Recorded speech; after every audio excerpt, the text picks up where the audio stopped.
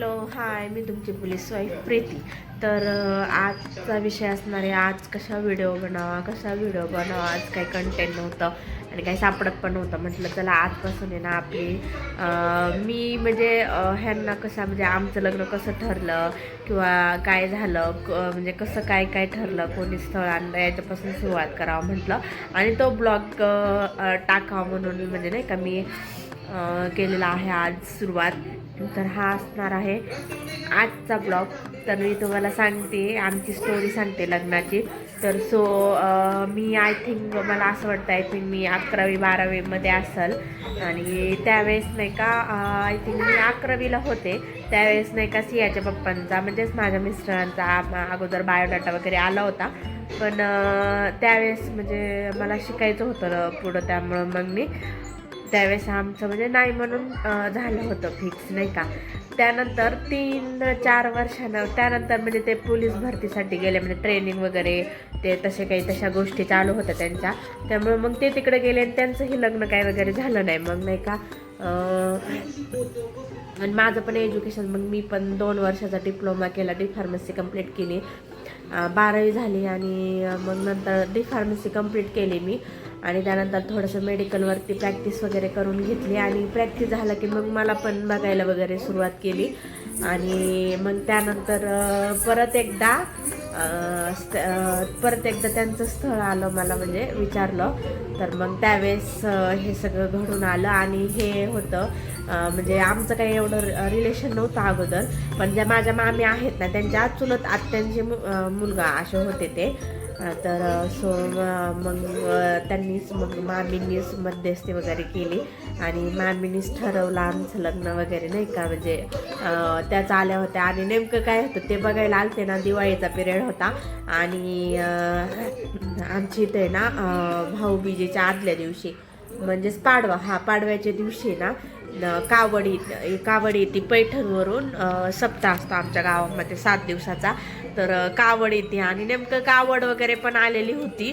आणि अंधार पण होता, लाईट पण होती. धानोऱ्याला इतका प्रॉब्लेम आहे, म्हणजे माझ्या माहेरी इतका प्रॉब्लेम आहे, खूप प्रॉब्लेम आहे लाईटचा, सारखी जात असते. आणि लाईट पण गेलेली होते. आणि ह्यांना ना 15 दिवसाच्या ट्रेनिंगसाठी पुण्याला का कुठंतरी जायचं होतं. तर मग त्यामुळं त्यांना अर्जंटली बोलून घेतलं होतं बघण्यासाठी. म्हणजे बघण्याचा कार्यक्रम आमचा असा झाला, अंधारच होतं त्यावेळेस, रात्रीच्या वेळेसच आले होते ते. आणि पूर्ण गावामध्ये कावड वगैरे मिरवायचं वगैरे तसं काही चालू होतं, लाईट पण नव्हती. आणि त्याच्यातच आमचा बघायचा कार्यक्रम झाला. आणि स्वयंपाक काय बनवावा हे पण कळत नव्हतं. मला असं वाटतं असं दिवसच मावळला होता 7च्या आसपासच. मग स्वयंपाक वगैरे काही केला नाही, फक्त साधं आपलं दिवाळीचं, त्यावेळेस तर दिवाळी होती. मग दिवाळीचं फराळ वगैरेच केलं आणि थोडेसे पोहे वगैरे बनवले होते आणि चहा पाणी एवढं केलं. आणि नंतर ते गेले, म्हणजे अर्धा तासातच सगळं झालं. म्हणजे माझ्या मामींचा भाव आणि हे दोघंच बघायला आले होते मला. आणि अगोदरी ना माझ्या नंदबाई मला बघून गेल्या होत्या दसऱ्यामध्ये.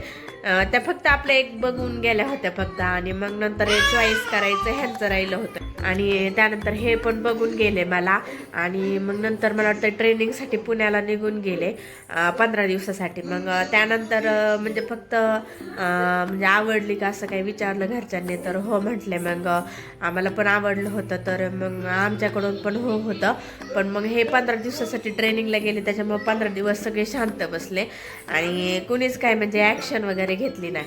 मग नंतर मला असं वाटतं आय थिंक ते तिकडनं आल्यानंतर मग पप्पा आणि ते सगळे जण बघायला गेले घर वगैरे कसं आहे काय नाही का, जात असतात तसं बघायला गेले.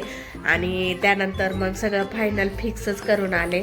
आणि मग फिक्स झालं का मग नोव्हेंबरमध्ये लगेच 28 नोव्हेंबरला लगेच आमचा सुपारीचा वगैरे कार्यक्रम ठरला. आणि मग सुपारीचा कार्यक्रम ठरला का मग लगेचच सुपारी वगैरे करून घेतली. म्हणजे एंगेजमेंट नव्हती झाली आमची, पण सुपारी केली होती फक्त. त्यावेळेस ते नेटकंच ट्रेनिंग होऊनच आले होते. आणि म्हणजे आम्हाला असं वाटत होतं की थोडंसं उशिरा असं काढावं, म्हणजे नाही का तारीख वगैरे लग्नाची. पण इतकी घाई झाली लग्नाची. आमचं लग्न आहे ना फक्त 28 ते 29 दिवसात, म्हणजे एकच महिना आमचं जमून राहिलं होतं. जास्त दिवस पण असं जमून वगैरे ठेवलं नव्हतं, म्हणजे नाही का म्हणजे पहिल्या रूढी असतात किंवा काय असतात, पण पहिल्या लोकांचं म्हणणं असायचं की लई दिवस जमून ठेवू नये, म्हणून मग अशा पद्धतीने आमचं लई दिवस जमून ठेवलं नाही. फक्त 28च दिवस, आणि 28 दिवसांमध्ये आमची प्री वेडिंग, आमचं शॉपिंग, सगळी शॉपिंग वगैरे करणं. ज्यावेळेस आहे ना सुपारी फुटली आणि तारीख फिक्स केली का तिथून पुढं जे शॉपिंगचं चालू झालं तर शॉपिंगच, मग डायरेक्ट लग्नापर्यंत स्टॉपच नाही, कारण 28 दिवसात काय काय होणार. आणि खूप घाई झाली होती. 28 नोव्हेंबरला आमची सुपारी फुटली आणि 27 डिसेंबरला आमचं लग्न झालं. त्यामुळं म्हणजे असं जास्त टाईम भेटला नाही, आणि प्री वेडिंगला पण जास्त काही टाईम भेटला नाही आम्हाला.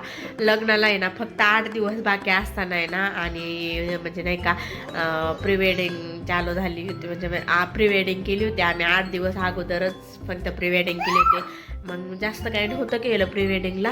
आम्ही फक्त फोटोज वगैरेच काढले होते, व्हिडिओज वगैरे नव्हते केले. आणि त्यावेळेस एवढं नव्हतं, त्यावेळेस फक्त फोटोचंच होतं, त्यामुळे एवढं बी काही नव्हतं. त्यानंतर आहे ना प्री वेडिंग वगैरे झाली आणि लग्नाला आमच्या 5 का 6 दिवस बाकी होते. घरामध्ये सगळा पसारा येऊन पडलेला होता.